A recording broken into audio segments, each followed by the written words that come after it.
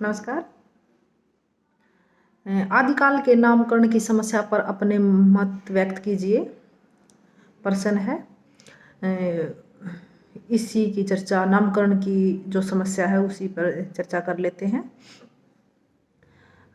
नामकरण की समस्या। आदिकाल के नामकरण की समस्या पर विचार करने से पूर्व हमें इस बात पर विचार करना होगा कि नामकरण की समस्या क्या है।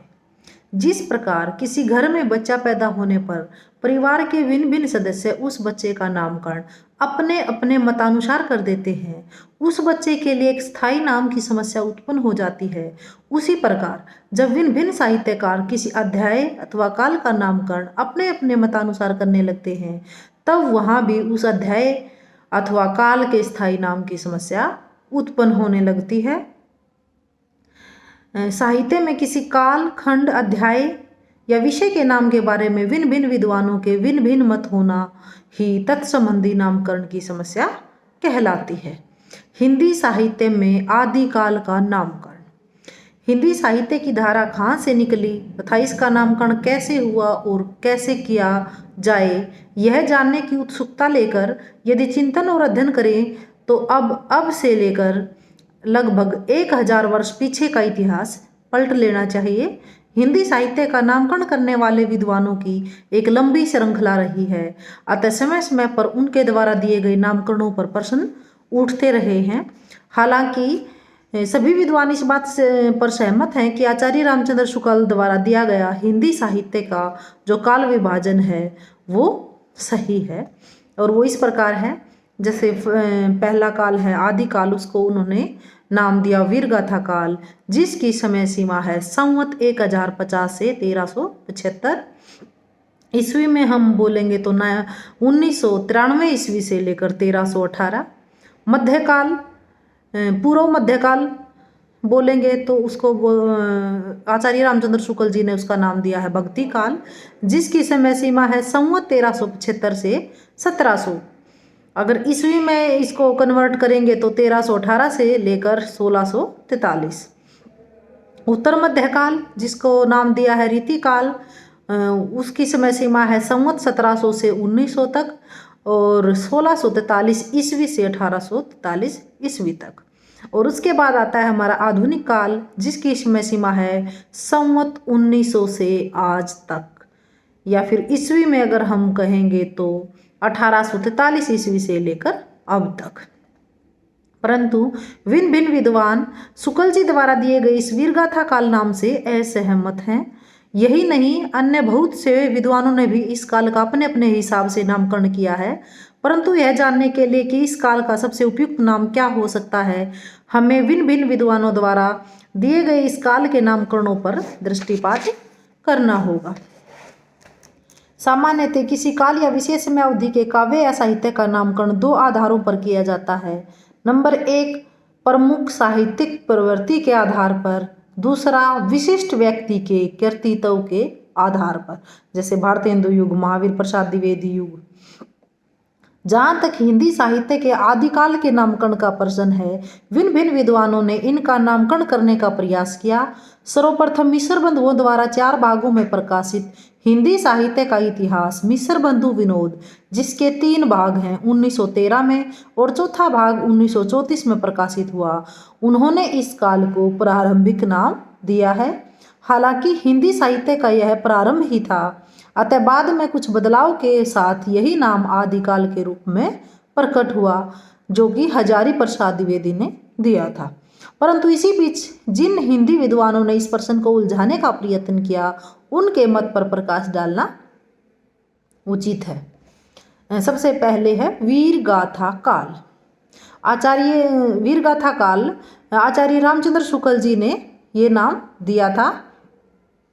रामचंद्र शुक्ल ने सन 1929 ईस्वी में प्रकाशित अपने हिंदी साहित्य के इतिहास में उस काल के 12 ग्रंथ विजयपाल रासो, हमीर रासो, कीर्तिलता, कीर्ति पताका, खुमान रासो, विशलदेव रासो, पृथ्वीराज रासो, जयचंद प्रकाश, जयमयंक जस चंद्रिका, परमाल रासो, खुसरो की पहेलियाँ, विद्यापति पदावलियाँ, इन्हीं के आधार पर इस इन ग्रंथों में वीरता की प्रमुख प्रवृत्ति के आधार पर इसका नामकरण वीर गाथा काल रख दिया, परंतु उनकी यह धारणा खरी नहीं उतरी, क्योंकि नवीन शोधों के अनुसार शुक्ल जी द्वारा बताए गए 12 ग्रंथों में से आरंभ के 4 अपभ्रंश साहित्य से संबंधित हैं। विशलदेव रासो, खुमान रासो 15वीं शताब्दी के बाद की रचनाएं साबित हुई। जयचंद प्रकाश और जयमयी चंद्रिका ऐसे ग्रंथों के नाम हैं जो आज तक उपलब्ध ही नहीं हुई। पृथ्वीराज रासो और परमाल रासो की ऐतिहासिकता संदेहास्पद है। किसी ने ये मतलब इनकी कोई भी हमें प्रमाण नहीं मिलता, तो किसी ने प्रमाणिक माने हैं, किसी ने अर्ध प्रमाणिक माने हैं और किसी ने अप्रमाणिक भी माने हैं। खुसरो की पहेलियों में हिंदी का प्रारंभिक स्वरूप दिखाई देता है, परंतु उसमें वीर गाथा संबंधी कोई प्रवृत्ति नहीं है। विद्यापति पदावली का रचना काल शिवम रामचंद्र शुक्ल ने संवत 1460 स्वीकार किया। अतः जबकि इस काल में सभी प्रवृत्तियां कम ज्यादा रूप में विद्यमान थी, इसे वीरता की प्रवृत्ति के आधार पर वीर गाथा काल नाम देना उचित नहीं है। दूसरा जो इसका नाम था वो था सिद्ध सामंत काल। महापंडित राहुल सांकृत्यायन ने इस काल को सिद्ध सामंत नाम दिया था। उनके विचार में इस काल में सिद्धों और नाथों द्वारा जो लिखित साहित्य है वो प्राप्त होता है, परंतु इस नाम को स्वीकार करने से पहले उस काल की समूची प्रवृत्तियों का बोध नहीं होता। संदेश रासक, विद्यापति पदावली, पौंग चरियु जो कि शिवम्भू ने लिखा था तथा शिवम खुसरो के साहित्य को नजरअंदाज करके ही इस नाम को स्वीकार किया जा सकता है। अतः यह नामकरण भी विद्वानों ने नकार दिया। तीसरा जो इसका नामकरण है वो है चारण काल। डॉक्टर रामकुमार वर्मा ने संवत 1000 से 1375 के इस काल को चारण काल कहा और इससे पहले का जो काल है उसको इन्होंने संधि काल नाम दिया, परंतु यह नाम भी असंगत है क्योंकि यह बहुत सीमित है। इस नाम से ऐसा ध्वनित होता है जैसे उस काल में राजाओं के दरबारों में रहने वाले कवियों के अतिरिक्त अन्य किसी ने साहित्य रचा ही नहीं। नवीन अनुसंधानों से सिद्ध हो चुका है कि तत्कालीन साहित्य में चारण प्रवृत्ति आंशिक रूप से भले ही विद्यमान रही हो, किंतु उसकी प्रमुखता नहीं है, जिसके आधार पर इस युग का नाम चारण काल रखा जाए। नेक्स्ट जो नाम आता है वो है बीजवपन काल। बीजवपन काल नाम आचार्य महावीर प्रसाद द्विवेदी ने दिया है। यह नाम पूर्णतः असंगत है, चूंकि बीजवपन का अर्थ बीज का बोना है।